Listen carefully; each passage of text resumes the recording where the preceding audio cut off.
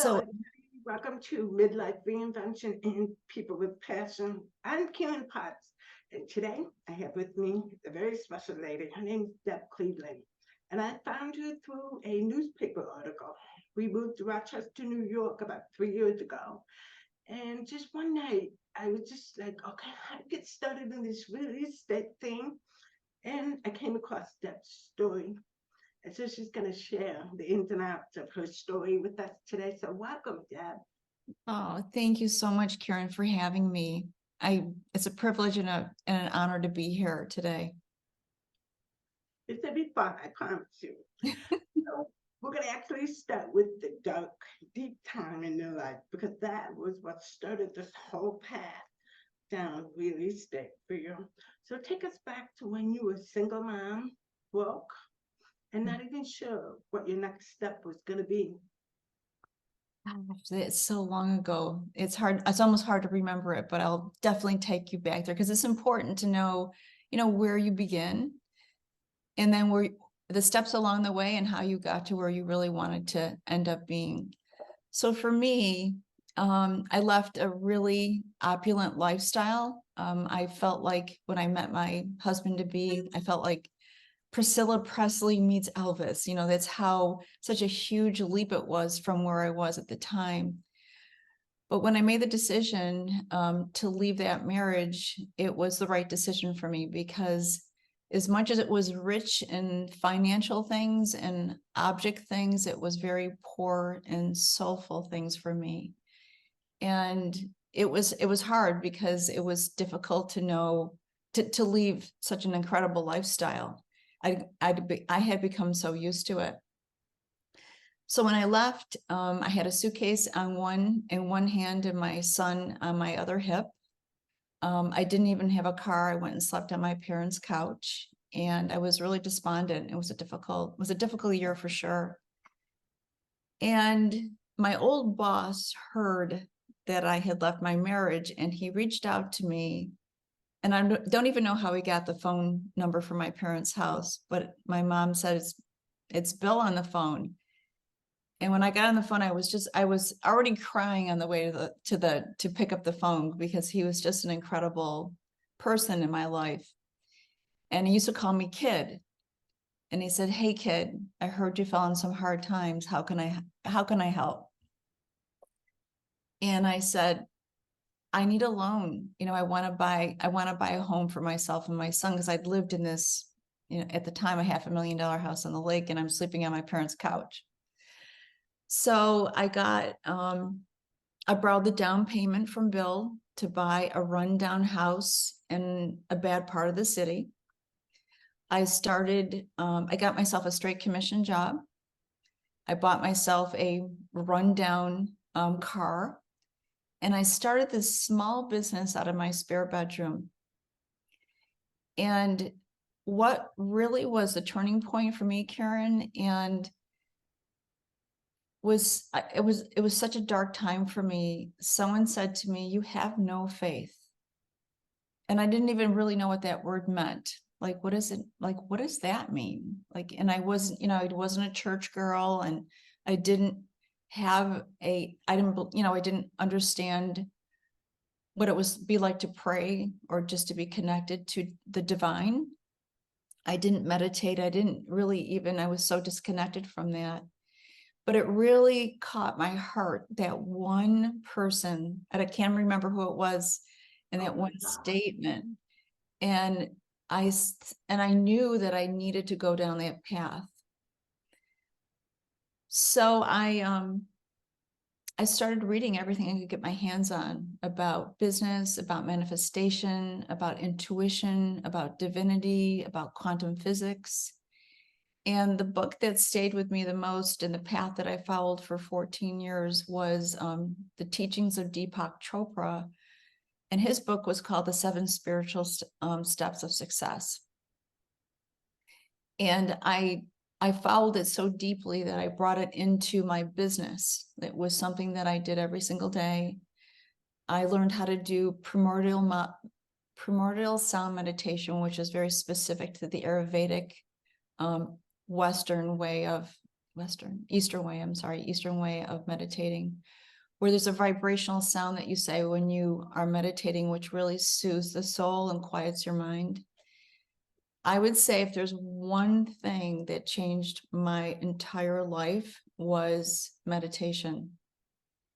And it gave me access because what I learned was that your thoughts are so tight, right? You go from one thought to the next. And where the miraculous is in the opportunity to make a choice versus a reaction, or a response versus a reaction, is in between those moments in between, and you can't access them unless you quiet yourself to the point where you realize they're there and they show up and you take advantage of them.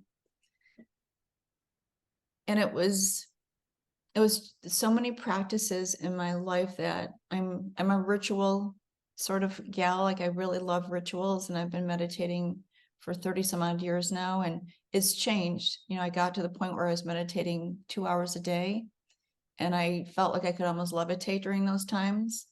And there's been so many miracles that have come out of that small practice for me that, you and I would be on this interview for like a week for me to go from one to the next to the next.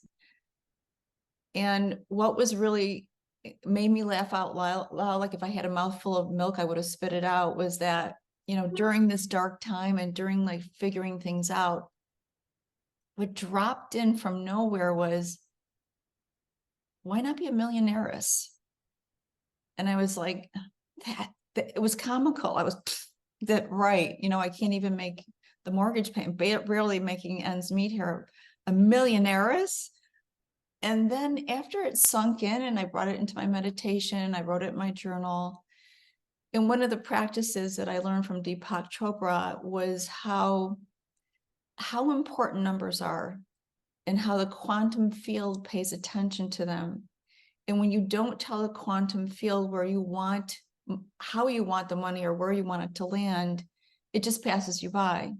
So when you write it down and you read it and your vibration is in alignment, when that money goes floating by in the universe, which is always moving and it moves very quickly, it will drop into your life.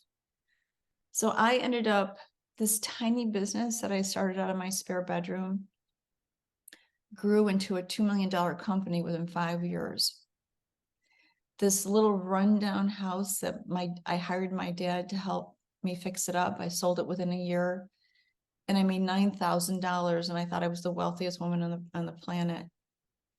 And then I put a plan together, and that's the other thing that the universe pays attention to. Is I said, I was very clear. I want to end up with $1 million business. I want to end up with $1 million worth of real estate paid off inside of 18 years. I want to accumulate my wealth within 3 years, only hold 15-year mortgages. And what I didn't understand was the miraculous that showed up, Karen, is that everything quadrupled in value. My business didn't go to $1 million, went to $2 million, and I sold it for over $1 million in the 16th year that I owned it. The little houses I bought for $35,000 appreciated $120,000. And then I started playing like real live Monopoly. I had a plan to live in a house on the lake, mortgage free, within 5 years. And I just kept flipping our primary home. Bryson and I lived in 8 different houses during that time. And we moved almost every year. My dad used to say, you should have wheels on those moving boxes. So it's amazing. And I'm sitting here and wow, you are echoing everything that I am now learning. And here's a little tidbit for you. One of my first mentors also mentored Deepak Chopra. Yeah, her name is Deborah Cleveland. And he went to, I think, maybe 3 or 4 of her workshops called Just to Success. And she wrote the foreword for my book, the book on living a passion, this book here. Oh my God. It's just so funny. So I'm learning that I also took a meditation class with her a couple of months ago. So I'm really trying to put that into practice.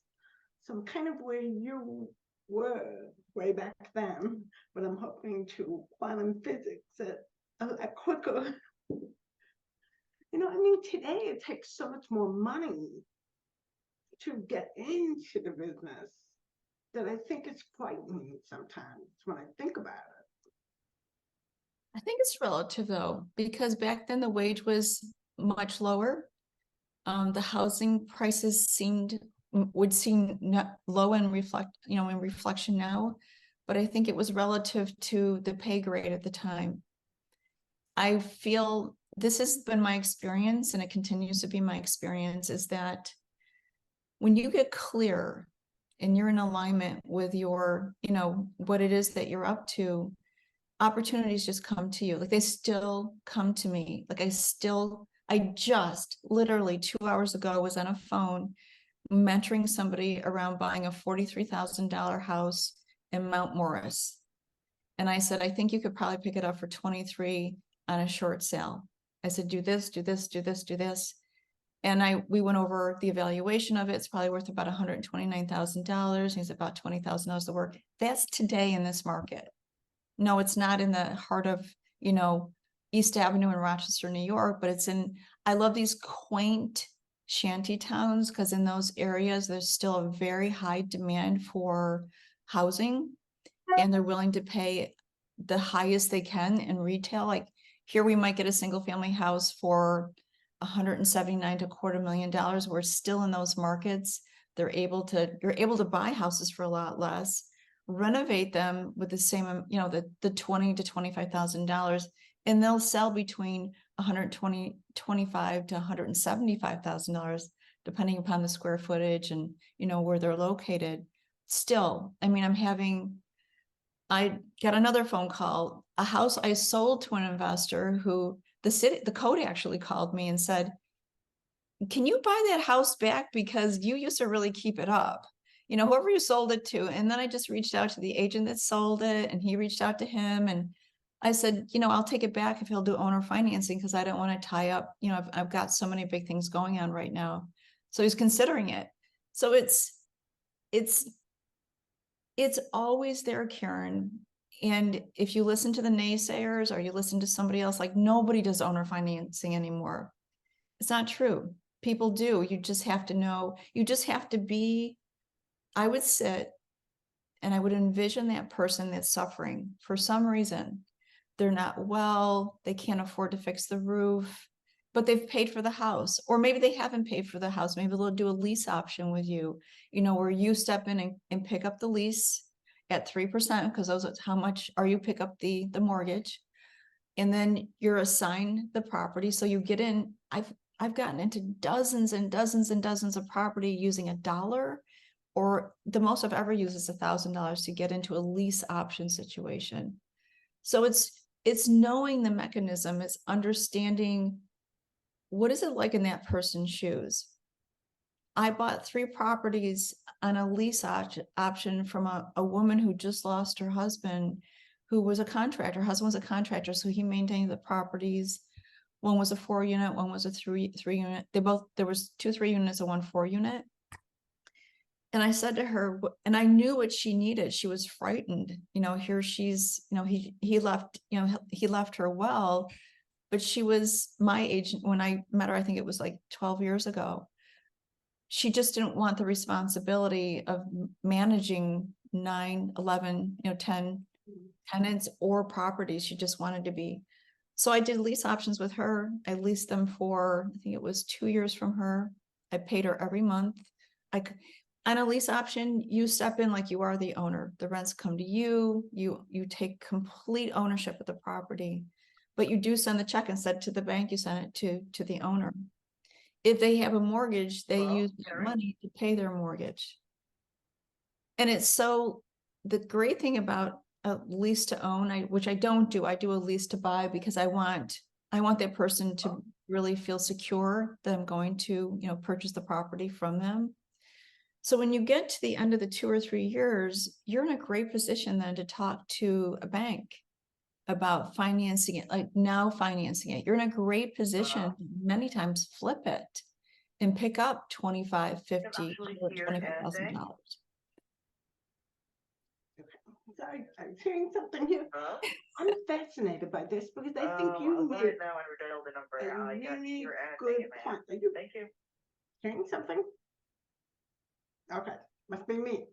I think you make a really good point about how no matter where you are in the timeline of your life, the time is always right. If you get your faith and your vision aligned up, that's where the miracles happen. And I'm thinking back to when you said that person called you at your lowest point of your life. You didn't go chasing that person. That person came into your life and gave you a solution that you needed at that moment. So, on that level, you must have manifested it without even realizing that you had already aligned up your heart and your mind, and that person showed up. So, it's amazing. I mean, I just find it so amazing. So many of the things that you are sharing, like that most recent pushes that you made, is an opportunity that popped up for both of you. It was a win-win. To the person Yes. who didn't want that opportunity anymore, to you who welcomed the opportunity. Yes. And that's the vibration for an investor, is to get in alignment with what your desires are. Like, is it to buy Airbnbs on the water? Is it to buy, like, what is the type of property you want to own? Where do you want to own that property? What tenant? It's really about serving. What tenant do you want to serve? Whether it's a vacationer or a college student that you're housing, or senior citizens, and be the best person you can be in serving the house, like really taking care of it, and also serving the tenant that's going to be living there. So let me ask you a question about the word passion, because you obviously are very passionate about what you're doing. This is more than just a job for you. It is a passion for you. And when you think of that word, what does it mean to you and how do you define it? Mm. I feel that the divine or God gifts us with a very specific gift to give this lifetime. We each have, I think it's different for everyone. And I've always have had an affinity for housing. When I was 8 years old, I lived in a new development. And when I would get off the bus, I would smell the wood, the cutting of the wood. And I was fascinated about them building the houses and how quickly the houses went up. If you found me anywhere when I was a child, I'd be, mowing the lawn or helping my dad do some sort of work on the house or weeding. Housing was always an affinity for me. So it's art. It's easy for me. Yes, money was a driver, but it was a driver for a very short time in my life. Once I really understood that I was serving others this way, like it was the gift that God gave me and the reciprocity that I got from it. And it's the blessing that I give other people is I potentiate other people's greatness. Like when I work with a client, doesn't matter what their business is, as long as it's the grace of them being in alignment, there's a way that I have this gift where I can see their future inside of it. And because I can see their future inside of that business, I can see it over here. They're able to, I source them. That's what I guess I say. I source them from God. It's ordained. I'm meant to talk with that person. I'm meant to bless Geneva, New York. It's like a blessing that comes through me for that house, that person, that community. It's beautiful. I love that. I love that. You talked about when you were at your lowest. What about when you were at your highest? That moment where you felt everything was so amazingly aligned and divine and wonderful. Can you take me back to that? Yes. Oh my goodness. I'm living in a utopic place in my life. It's just utopic. So I had another very low point in my life, an extremely low point. So I went through, I sold my business for over $1 million. A lot of my real estate was paid off. And then the 2008 crash happened. Oh, And I really thought that retiring was for me at the age of 48 years old. And I did that, I accomplished that. But what I didn't realize was the thing that made me the happiest was doing meaningful work in the world. I took 2 years off to rest and rejuvenate. And I would say the next highest point for me was really knowing how, I would say, the Holy Spirit, the divine, my intuition, it led me to Geneva, New York. Deb would never have picked Geneva, New York. It was holy. It was in a blizzard. I ended up there. And I was like, oh, I got off the thruway, Karen. I said, oh God, please, no, not Geneva, New York. Please, no, because I never heard anything good about it. And I was like, and I knew, and I was tired. I had raised my son. I'd built 3 very successful businesses. And I sat on it. There's a bench that looks out over the lake that's down like near the college off of Main Street. And I sat there. I was like Shivago. I had my parka on. I was, looking at the snow, and the snow stopped. The sun came out, and I looked up and I said, I'll do one for fun. I'll just do one for fun. And God had another plan for me.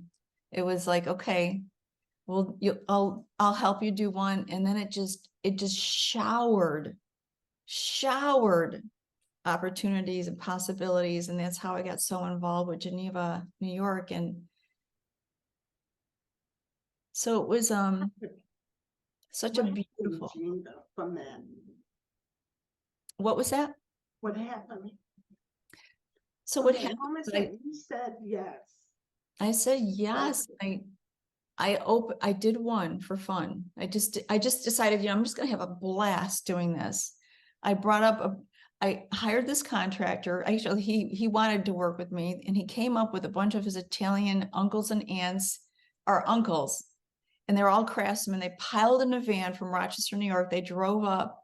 They would bring sauce and pizza and bread and pop, and none of them got paid because they were all retired. They just wanted to help it was like, I felt like I was in a Hansel and Gretel thing or something. It was just amazing. And they were all craftsmen working on this house and renovating this house. And it was becoming more and more beautiful. And I didn't have to do as much of the heavy lifting. And they gave I split the profit with that contractor. I've done that several times with contractors. I love doing that.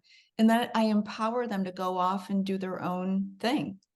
After 4 or 5 properties, they really got it down. They've got their confidence down. They see how I've put it together.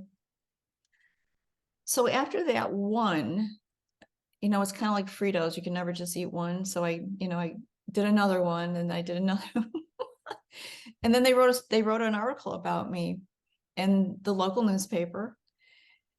And then I heard about a building that was in trouble, and I walked into the owner's business and I said, how would you like to sell your property to me? And he's like, who are you?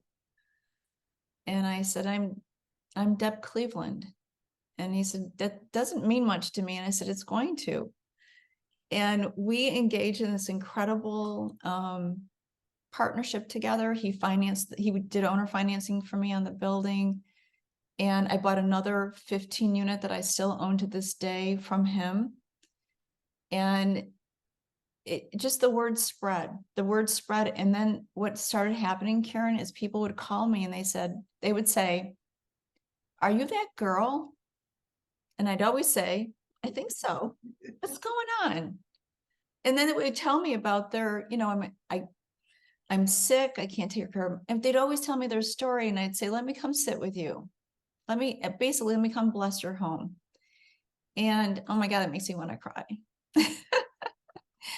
Let me just, be a steward. And I said, no matter what happens today, I promise you that if I don't help you, I'll find someone to help you. Many times I could help them, and many times I couldn't. So if I couldn't, I would connect them I wanted them to have the greatest financial outcome they could as quickly as possible to stop the bleeding. And if that's with me, if I could help them out, I would. If it wasn't, I'd say, you really need to. It just happened 2 weeks ago. I got a phone call. Are you that girl? And it was a $500,000 house. It wasn't in trouble. And I Wow. said, you really need to list it.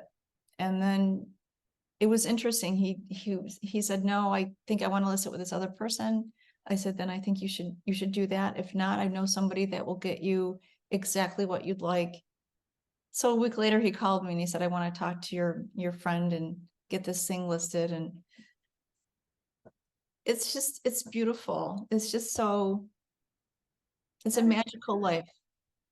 I think you said it earlier about meaningful work. It's not just another building to you. It's not just another house to you. It's actually a calling. And I think that's what gives you the drive and the passion, because it runs so much deeper than just money for you. So this leads into another question. When you look back at the people who have influenced you or helped you along the way or mentored you along the way, what is the greatest life lesson that you have learned from this journey? Hmm.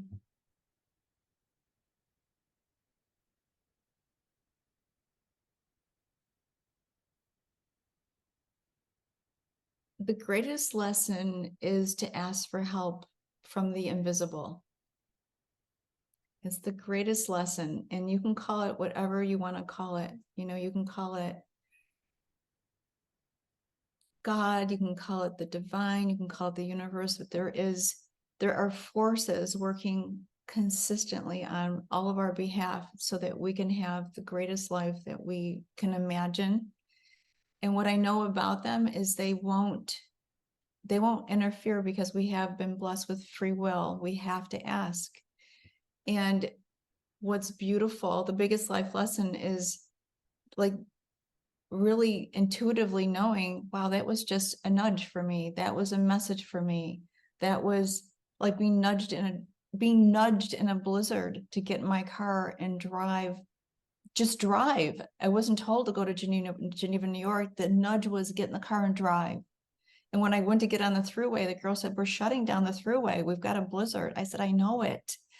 I didn't know if I'd end up in California or if I was going to Geneva, New York. I had no idea it was this move. I could not listen. So it's you can't connect to it unless you quiet yourself. It's not possible. And that's when my whole life changed. Is really the beginning was meditating, was being quiet, and whatever that means. It could mean 5 minutes a day. It doesn't have to be a 2-hour sit. That's a beautiful way to wrap this up. Wow. I love that. I love how you left us with that lesson. So thank you. Thank you for sharing your story, your inspiration with us. And you never know, somebody who's watching this may take that first step on their own journey because of that. So thank you, Deb. Thank you, Karen. And Karen, you have blessed so many people in your community. You are the gift to that community. Thank you. You're welcome.